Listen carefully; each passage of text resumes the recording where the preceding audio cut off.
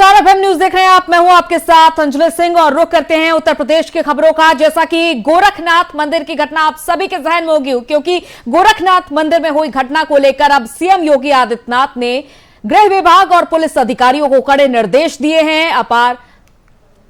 अपर मुख्य सचिव गृह अवनीश अवस्थी ने कहा है कि पुलिस के जवानों पर गंभीर हमला साजिश का हिस्सा है, जिसे आतंकी घटना कहा जा सकता है और इस पूरी घटना की विवेचना एटीएस को दे दी गई है। सीएम योगी ने निर्देश दिए हैं कि एसटीएफ और एटीएस संयुक्त रूप से काम करेंगे। सीएम योगी ने यह भी निर्देश दिए हैं कि उनके लैपटॉप और मोबाइल जिससे वो जुड़ा था उसकी भी गंभीर जांच हो। और अवनीश अवस्थी ने यह भी कहा है कि जिस तरह जवानों ने सबसे आउटर लेयर पर ही दबिश को नाकाम किया, उससे साफ है कि सुरक्षा मजबूत है। फिर भी समीक्षा होगी सुरक्षा की।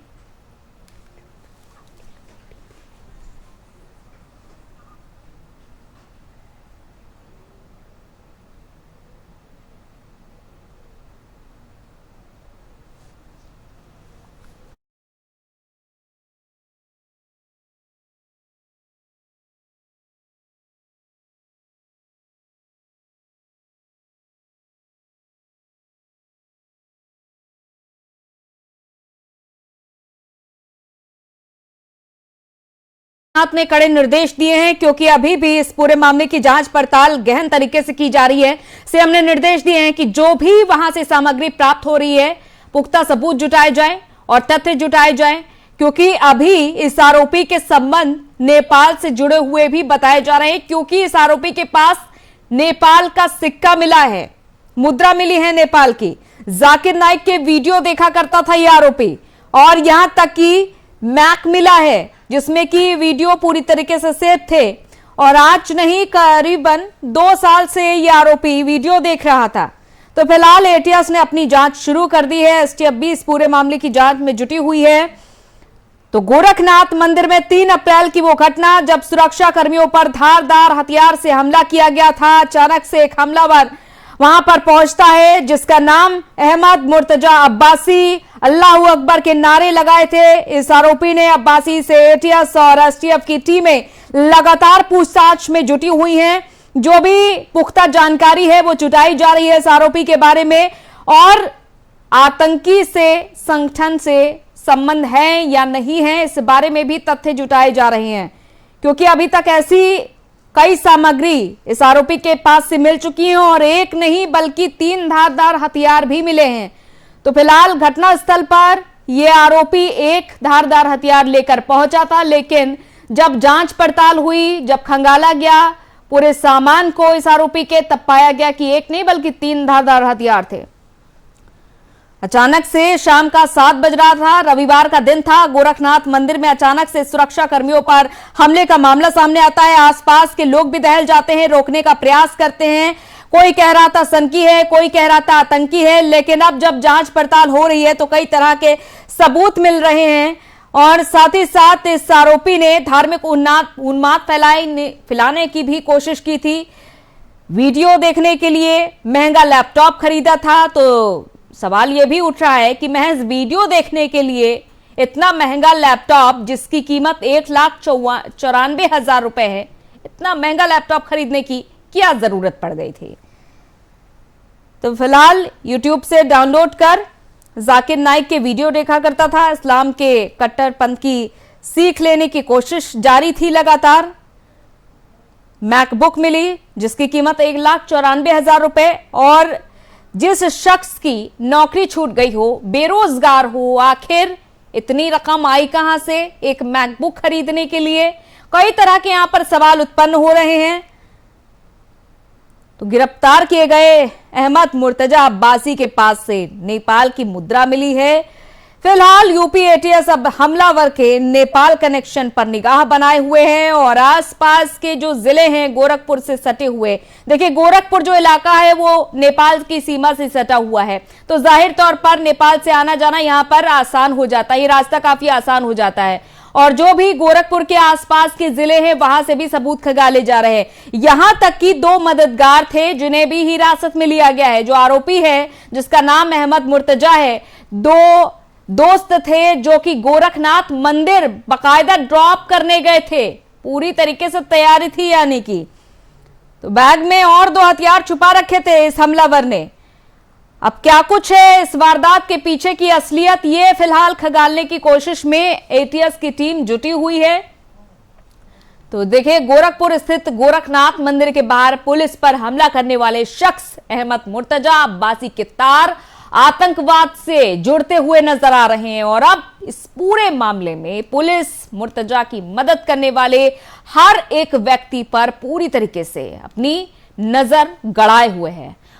और साथ ही साथ 2 साथी जिन्होंने ड्रॉप किया था लोकेशन पर, उन्हें भी हिरासत में लिया गया है, उनसे भी बाकायदा पूछताछ की जा रही है। तो हमले वाले दिन इन दोनों ने मुर्तजा को अपनी मोटरसाइकिल पर बिठाकर मंदिर के बाहर छोड़ा था। आसपास के जिलों में भी छानबीन की जा रही है। तो जो 2 आरोपी हिरासत में और लिए गए हैं जो इस मुर्तजा के साथी हैं, एक तो संत कबीर नगर का रहने वाला है और दूसरा महाराजगंज का। तो 2 लोग कुल हिरासत में आए हैं। आरोप यह भी है कि इन लोगों ने मुर्तजा से चैट बॉक्स के माध्यम से बात की थी। अब आखिर चैट बॉक्स का उपयोग क्यों किया जा रहा था, कई तरह के यहां पर सवाल उत्पन्न हो रहे हैं। तो आखिर ये आरोपी मुर्तजा गोरखनाथ मंदिर क्यों पहुंचा था, क्यों आखिर हथियार लेकर आया था, साथ ही घटना से पहले उसकी किस किस से बात हुई थी, ऐसे कई सवाल हैं जिनको जांच के केंद्र में रखते हुए पुलिस मामले में छानबीन कर रही है। गोरखनाथ मंदिर की सुरक्षा में लगे सिपाही जिस तरीके से घायल हो गए रोकने के प्रयास में, फिलहाल सीएम योगी आदित्यनाथ कल पहुंचे गोरखपुर, उनसे मुलाकात की, उनका हालचाल जाना और 5-5 लाख रुपए इनाम के तौर पर देने के ऐलान भी किए गए हैं। तो फिलहाल इस खबर पर हमारे संवाददाता नितिन हमारे साथ इस खबर पर जुड़ चुके हैं। नितिन, फिलहाल देखिए कई तथ्य अब तक निकलकर सामने आ चुके हैं, चाहे वो नेपाली मुद्रा की बात करें, नेपाल की मुद्रा बरामद हुई है, 1,94,000 का महंगा लैपटॉप मैकबुक बरामद हुए हैं और इसके अलावा कई ऐसी बातें निकलकर सामने आ रही है। फिलहाल क्या कुछ अपडेट है? अंजलि जी, आपको बताना चाहूंगा कि ये विषय बहुत गंभीर होता जा रहा है। जिस तरह से एजेंसियां जो लगी हुई थी, खुफिया एजेंसियां, वो पहले ही यूपी पुलिस को 31 मार्च को संदेह में घेरे में बता चुकी थी कि 16 लोगों में उनके पास संदेह था, उसमें से एक मुर्तजा का भी नाम शामिल था। आपको फिलहाल बताना चाहूंगा कि महाराजगंज से मुर्तजा के 2 साथियों को भी हिरासत में ले लिया गया है। इस पूरी घटना के पीछे एटीएस, एसटीएफ, आईबी और एनआईए के अलावा 5 पुलिस टीम लगा दी गई है। बात रही नेपाल की, तो नेपाल से कहीं ना कहीं जो मुद्राएं ली गई है, तो कहीं ना कहीं नेपाल से भी लिंक बताया जा रहा। लेकिन उससे पहले मैं आपको बताना चाहूंगा कि मुर्तजा की जो पढ़ाई हुई थी वो मुंबई से हुई थी, तो कहीं ना कहीं मुंबई का लिंक सबसे अहम बताया जा रहा कि वहां से कहीं ना कहीं कोई इसका कनेक्शन था जिसकी वजह से यह घटना हुई है। आपको बताना चाहूंगा कि एक्चुअली जिस तरह से कल मुख्यमंत्री योगी पहुंचे थे, दोनों सिपाहियों का हालचाल लिया, उनको 5-5 लाख रुपए देने की बात कही। उसके अलावा उसके बाद आज जब मीटिंग हुई है, मीटिंग में डीजीपी को भी तलब किया, मुकुल गोयल से भी बात करी और जितने लोग इस केस से रिलेटेड थे उन सभी अधिकारियों को बुलाया, उनसे बात करी कि आखिर कहां पे चूक हुई, क्योंकि एक बहुत बड़ी घटना सामने आ रही थी। और अगर वहां घटना स्थल की बात कर लीजिए तो घटना स्थल पर जो सुरेंद्र राजपूत वहां का सिपाही था, उसका कहना था कि जिस तरह से ये लोग आए हुए थे असला ले आते हुए बाइक से जा रहे थे, इनका मेन मकसद था कि उनके ऊपर गोलियां चलाई जाए या उनसे मार दिया जाए, तो ये उनका कहना था। कहीं ना कहीं ये कहा जा सकता है कि पूरी साजिश थी। वही बात अगर मुर्तजा के पिता की बात कर ली जाए, मुनीस अब्बास का कहना है कि वो मुर्तजा जो है वो कहीं ना कहीं दिमागी तौर से परेशान था, इसलिए उसने पहली बीवी को तलाक दिया, दूसरी बीवी से शादी करने की बात चल रही थी, कई दिनों से वो घर पे था और बाहर नहीं निकल रहा था। तो कहीं ना कहीं उनका कहना ये भी था कि 1 अप्रैल को उनके घर 2 पुलिसकर्मी आए थे और 30 लाख रुपए की बात कर रहे थे कि 30 लाख रुपए उनको लेना है इससे, तो इनको लेकर बिल्कुल नितिन, एक और तथ्य निकलकर सामने आया है कि सुरक्षा एजेंसियों ने जिन नामों की लिस्ट सौंपी थी एटीएस को, उसमें मुर्तजा का भी नाम था। और दूसरी बात, जब ये हमलावर वहां पर पहुंचता है तो देखिए पूरी प्लानिंग थी, पहले इन सिपाहियों के जो हथियार थे वो छीने गए और आमतौर पर एसएलआर राइफल रहती है इन सिपाहियों के पास, जिसे छीन लिया गया था। बिल्कुल बिल्कुल, जिस तरह आपने बताया, ये सुरेंद्र राजपूत ने पहले ही वहां के जो सिपाही तैनात थे उन्होंने ये बयान दिया है, उन्होंने बताया है वहां पे SJV रविंद्र गौड़ भी थे, उन्होंने ही बताया कि जिस तरह से वहां पर असला लहराते हुए बाइक सवार थे, जो पूरी सोची समझी साजिश थी। इससे महत्वपूर्ण मैं बात आपको बताना चाहूंगा कि अंसार गजवा पुल से मुर्तजा अब्बासी से संबंधों की जांच भी चल रही है। ये 5 टीमें लगी हुई हैं। पिछले साल लखनऊ में जो 2 आतंकी गिरफ्तार हुए थे, उसमें से कहीं ना कहीं इनका कनेक्शन बताया जा रहा है। एक आरोपी के घर से जब प्रेशर कुकर बम का हुआ था, बरामद हुआ था, हमले की जांच मुंबई, जामनगर और कोमयू तक पहुंच चुकी है। कुशीनगर, महाराजगंज के अलावा सिद्धार्थनगर में भी छापेमारी लगातार पुलिस कर रही है। मुर्तजा की पहली पत्नी के घर भी गाजीपुर पहुंची है पुलिस, वहां भी कहीं ना कहीं कुछ जांच पड़ताल कर रही है कि आखिर मामले की पूरी पुख्ता जानकारी ली जाए और इनसे पीछे कनेक्शन क्या है उसकी कहीं ना कहीं खोजबीन में लगी हुई है। लेकिन आपको बताना चाहूंगा कि जौनपुर में मुर्तजा की दूसरी शादी तय हुई थी, तो वहां भी कहीं ना कहीं ये पूरी जांच करी जा रही है कि इससे पहली शादी में जो मामले थे, आखिर क्यों शादी टूटी और क्या कारण था। तो कहीं ना कहीं इनका कनेक्शन पूरा देखा जा रहा है, मगर कुल मिला के नेपाल से कनेक्शन इनका पूरी तरीके से देखा जा रहा है कि नेपाल में भी आरोपी मुर्तजा जो था वह उसका निवास था और कहीं ना कहीं कनेक्शन था। ATS की टीम ने पूरी इसके खंगाले, इसके डॉक्यूमेंट्स खंगाले हैं। जो लैपटॉप मिला है वो काफी महंगा लैपटॉप मिला है, मोबाइल फोन जो मिला है उसको भी कहीं कहीं देखा जा रहा है। जितने भी इसके पास डॉक्यूमेंट्स उपलब्ध हुए हैं, कहीं ना कहीं ये देखा जा रहा है कि नेपाल, यानी कि जो देखिए नितिन तथ्य मिल रहे हैं और जो सबूत मिल रहे हैं उससे किसी फिदायिन हमले की ओर इशारा मिल रहा है कि फिदायिन हमला करने की तैयारी थी क्या?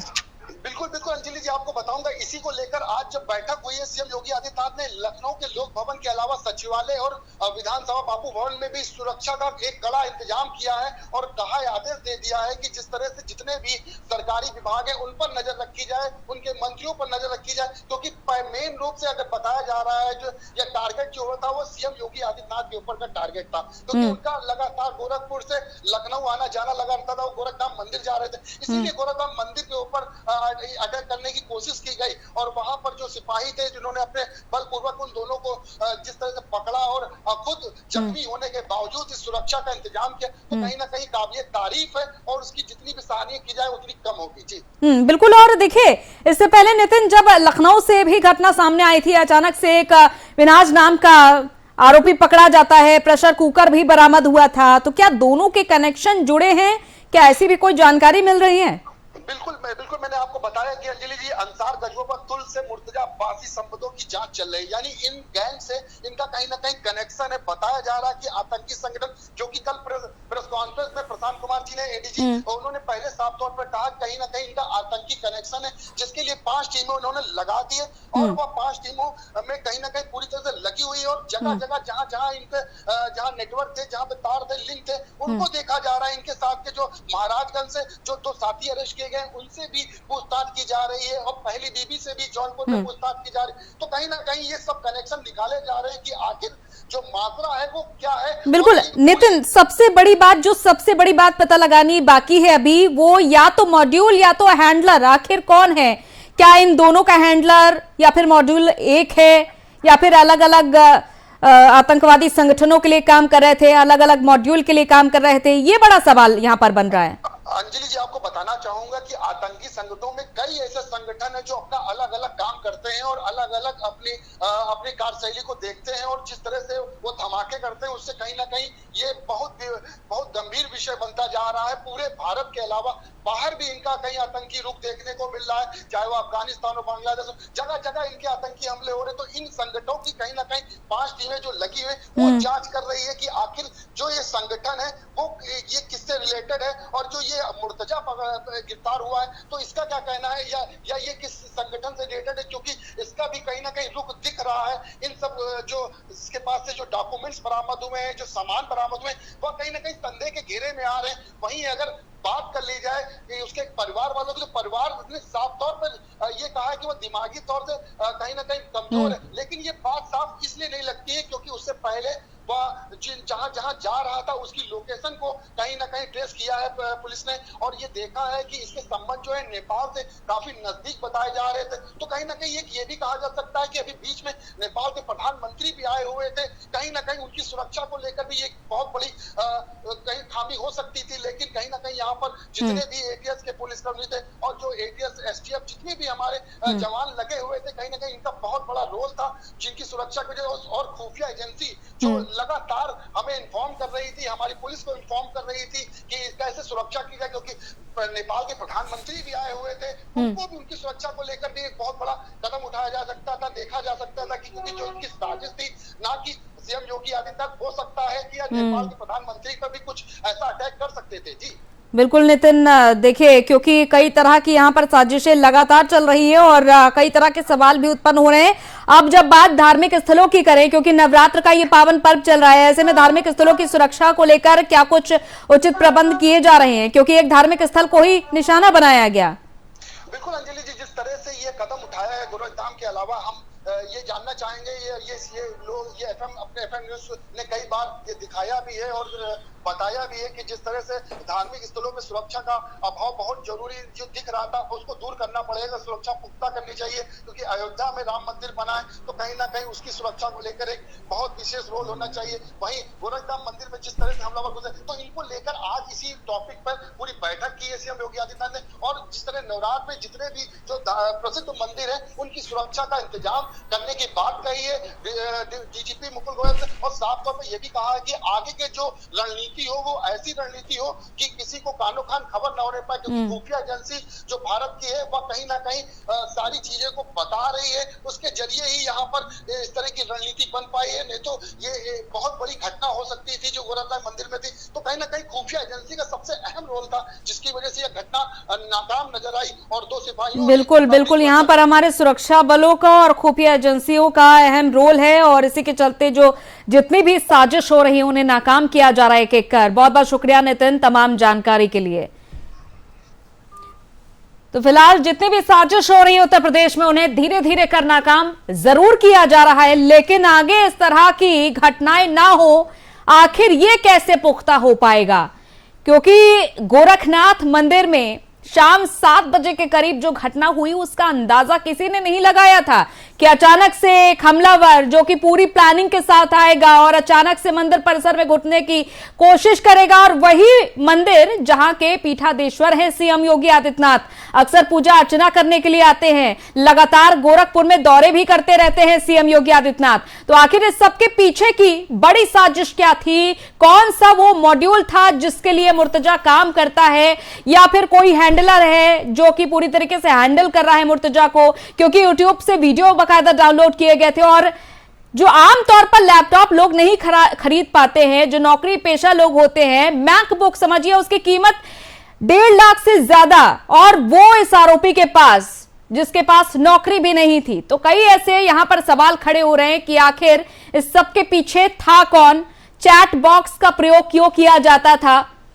क्योंकि पहले इस हमलावर को सनकी समझा जा रहा था, लेकिन जैसे जैसे पता लगाया जा रहा है, खंगाले जा रहे सबूत, वैसे वैसे तमाम तथ्य निकलकर सामने आ रहे हैं। चाहे वो हम नेपाली मुद्रा की बात कर ले, नेपाल की मुद्रा भी इस आरोपी के घर से बरामद हुई है और 3 धारदार हथियार बरामद हुए हैं। 2 दोस्त जो कि मोटरसाइकिल पर बिठाकर छोड़ने के लिए आए हुए थे, आखिर उनसे क्या संबंध है? क्योंकि 2 अलग अलग जिलों से हैं ये दोनों ही साथी। मुर्तजा के अलग अलग जितने भी शहर हैं वहां पर भी जांच पड़ताल बिछाई जा रही है और सुरक्षा भी बढ़ा दी गई है। फिलहाल धार्मिक स्थल को जिस तरीके से निशाना बनाया गया, और वो धार्मिक स्थल कोई ऐसा वैसा धार्मिक स्थल नहीं है, गोरक्षनाथ मंदिर है जहां पर सीएम योगी आदित्यनाथ जाते हैं। कई तरह के सवाल यहां पर जन्म ले रहे हैं अब, और हर किसी के जहन में अब डर व्याप्त हो चुका है इस गोरखपुर की घटना के बाद। सिर्फ गोरखपुर के ही वासी नहीं, गोरखपुर के आसपास जितने भी जिले हैं वहां पर भी अब भय व्याप्त हो चुका है कि कहीं ऐसी अप्रिय घटना हमारे जिले में ना हो जाए। क्योंकि उत्तर प्रदेश में खास तौर पर राजधानी लखनऊ में भी इस तरह की वारदातें सामने आ चुकी है। आपको बखूबी याद होगा जब प्रेशर कुकर में बम पाया गया था। तो आखिर फिलहाल यूपी एटीएस जांच पड़ताल करने में जुटी हुई है, सिक्योरिटी भी बढ़ाई जा चुकी है, लेकिन अभी भी बड़ा सवाल यही हर किसी के जहन में, और यूपी एटीएस के भी जहन में, तमाम सुरक्षा एजेंसियों के भी जहन में यही सवाल कि आखिर मुर्तजा का कनेक्शन था किससे? क्या नेपाल से कनेक्शन था या फिर किसी आतंकवादी संगठन से कनेक्शन था? क्योंकि फिदायिन हमले की यहां पर तैयारी भी समझी जा रही है कि हो सकता है कोई फिदायिन हमला भी किया जा सकता था। क्या मुर्तजा फिदायिन बन चुका था? इस तरह के तमाम सवाल जब सबूत खंगाले जा रहे हैं तो निकलकर सामने आ रहे हैं। तो फिलहाल अभी भी पूछताछ हो रही है। जो मोबाइल जब्त किया गया है मुर्तजा का, जो मैकबुक जब्त की गई है मुर्तजा की, उससे कई तरह की बातें निकलकर सामने आ रही हैं।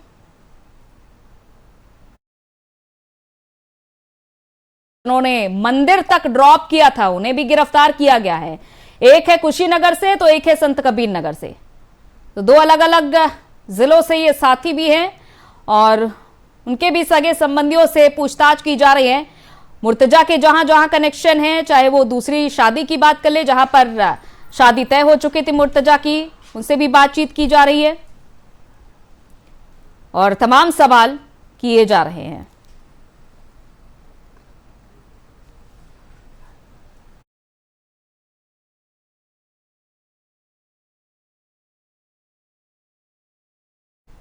उधर सीएम योगी आदित्यनाथ ने दोबारा मुख्यमंत्री बनने के बाद पहली बार गोरखपुर जनता दरबार में फरियादियों की फरियाद सुनी। मंगलवार की सुबह गोरखनाथ मंदिर के हिंदू सेवाश्रम में जनता दरबार लगाया। जनता दर्शन में बड़ी संख्या में जमीन जायदाद और इलाज के मामले आए और मुख्यमंत्री ने बखूबी जनता दर्शन में मौजूद अधिकारियों को जमीन की समस्या का समाधान जल्द से जल्द करने का निर्देश दिया। साथ ही इलाज के लिए धन की मांग लेकर आए लोगों पर विशेष ध्यान देने को भी कहा है। उन्होंने अधिकारियों से कहा है कि आगे बढ़कर यह सुनिश्चित करें कि किसी भी व्यक्ति का इलाज धन के अभाव में रुकने ना पाए। गोरखनाथ मंदिर में हुए हमले की समीक्षा करने के लिए सीएम योगी आदित्यनाथ सोमवार को देर शाम को ही गोरखपुर आ गए थे। मंगलवार सुबह हमेशा की तरह तड़के अपने आवास से निकलने के बाद सीएम योगी सबसे पहले गुरु गोरखनाथ के दरबार में हाजिरी लगाने पहुंचे। विधि विधान के साथ वैदिक मंत्रोच्चार के बीच उनका दर्शन पूजन भी हुआ और इसके बाद उन्होंने अपने गुरु ब्रह्मलीन महंत अवैधनाथ के समाधि स्थल पर जाकर शीश भी नवाए। मंदिर परिसर के भ्रमण और गौ सेवा के बाद हिंदू सेवाश्रम गए और जहां सुबह से ही अपनी समस्या बताने के लिए लोग उनका इंतजार कर रहे थे, वहां हर एक के पास खुद पहुंचकर सीएम योगी आदित्यनाथ ने उनका प्रार्थना पत्र लिया। प्रशासन से जुड़े मामलों का समस्यात्मक आवेदन पत्र उन्होंने डीएम विजय किरण आनंद को सौंपा और उनसे कहा कि समस्या का निस्तारण जल्द कराएं। इलाज के लिए धन मिलना सुनिश्चित होने की जिम्मेदारी भी डीएम को ही दी है। पुलिस के मामलों के निस्तारण के लिए एसएसपी विपिन ताड़ा को सहेजा।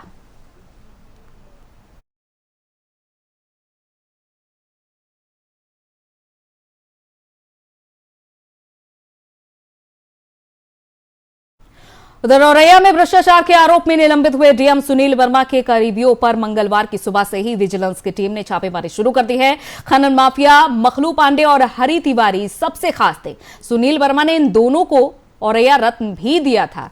औरैया रत्न कार्यक्रम के नाम पर जबरदस्त वसूली हुई और कुछ को छोड़कर और बिना मतलब के लोगों को औरैया रत्न दिया गया था। मखलू और हरि समेत उनके सभी परिजनों के मोबाइल जब्त कर लिए गए हैं। सभी कॉल डिटेल खंगाले जा रहे हैं। छापेमारी के दौरान दोनों खनन माफियाओं को पूछताछ के लिए हिरासत में ले लिया है और इसके अलावा किसी को अंदर नहीं जाने दिया जा रहा है। सुनील वर्मा ने औरैया का डीएम रहते हुए खूब भ्रष्टाचार किया, इस तरह के आरोप लग रहे हैं। फिलहाल तो भ्रष्टाचार की शिकायत पर कमिश्नर राजशेखर की रिपोर्ट पर मुख्यमंत्री योगी आदित्यनाथ ने सुनील को निलंबित कर दिया और विजिलेंस टीम को जांच के आदेश दिए।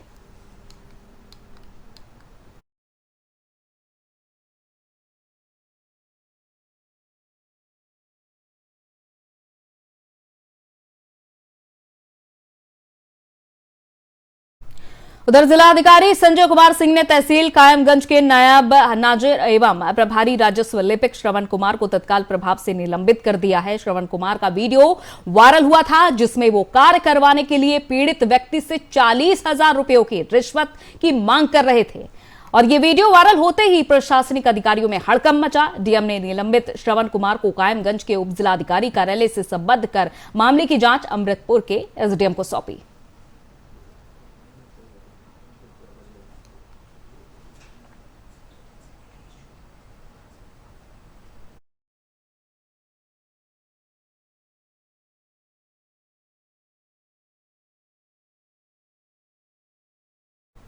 उधर बरेली में बीडीए ने मंगलवार को बड़ी कार्रवाई की है, जिसके बाद बीडीए शहर में स्थित सिटी डिवाइन बारात घर को बुलडोजर चलवाकर ध्वस्त कर दिया गया। बीडीए के अनुसार यह कार्रवाई मानक के अनुरूप प्रतिष्ठान का मानचित्र पास न होने पर की गई है। स्टेडियम रोड पर स्थित ये बारात घर कारोबारी योगेश पटेल का बताया जाता है और योगेश पटेल ने हाल ही में बीएसपी से भोजीपुरा विधानसभा में चुनाव लड़ा था और इसके पूर्व वो बीजेपी में थे, लेकिन विधानसभा चुनाव से ठीक पहले उन्होंने बीजेपी छोड़ बीएसपी ज्वाइन की थी। हालांकि उनके बीजेपी में वापस करने की चर्चा भी आ रही थी, वापस आने की चर्चाएं भी आ रही थी।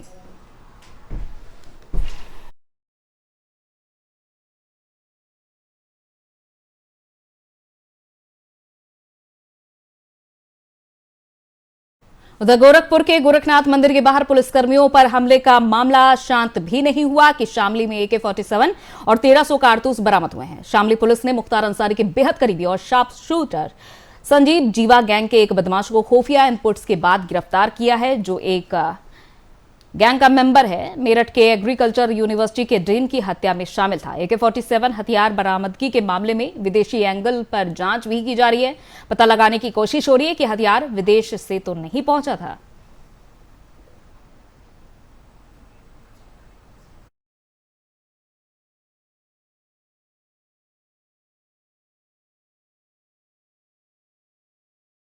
उधर गैंगस्टर कोर्ट में कासगंज से जेल से भारी सुरक्षा बंदोबस्तों के बीच यूपी के टॉप 10 अपराधी ध्रुव कुमार सिंह उर्फ कुंटू सिंह को लाया गया। अभी 2 दिन पूर्व ही उसके साथी 9 को वर्ष 2009 में जीएनपुर कोतवाली में दर्ज गैंगस्टर के मुकदमे में कोर्ट में सजा का निर्धारण किया गया था और अब 2 अन्य अलग अलग गैंगस्टर के मुकदमे में उसकी पेशी आज की गई है। अब 7 अप्रैल को इन दोनों मामलों में और 2013 के जीएनपुर बाजार पे बहुचर्चित पूर्व एमएलए सीपू सिंह हत्याकांड मामले में फैसला आएगा। हालांकि फैसला इस बात पर निर्भर करेगा कि सीपू सिंह हत्याकांड में फरार नामजद अभियुक्त भी मौजूद है कि नहीं।